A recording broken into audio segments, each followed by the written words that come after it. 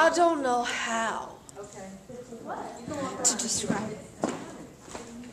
You see, I worked here in the emergency room on the jail ward, but nothing could prepare you for the horrible things that you saw. I mean, the first day they had a mass casualty, and they got as many doctors and nurses and corpsmen as they could. And a nurse looked at me and she said, "You take him!" And I will never forget him. He was my first one. You see, everyone was bad, but they were alive.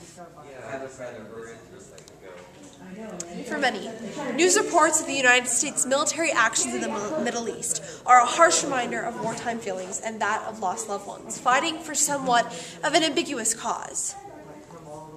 Join me in experiencing Keith Walker's interwoven stories of 26 women serving in Vietnam, as they share with you a piece of my heart. You know, there's this line in this Thomas Hardy poem that always gets to me. The line is, alive enough to have the strength to die. And that's just what this boy was. He was a good-looking boy. I mean, Jimmy was his name. He was blonde and with half of his face blown off. And I remember the horror of removing one of his boots with his foot still inside.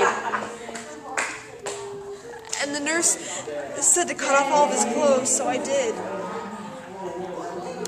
And he just looked at me and he said, "Please, don't go." And as I was drawing blood, I said, "I will be right back. I just have to run over to the lab straight away. I'll be right back."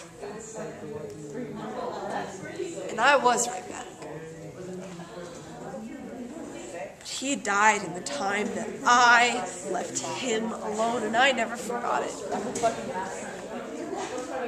You know, you think it's going to get easier and easier, but it only gets harder every single time. And that's only like the first portion.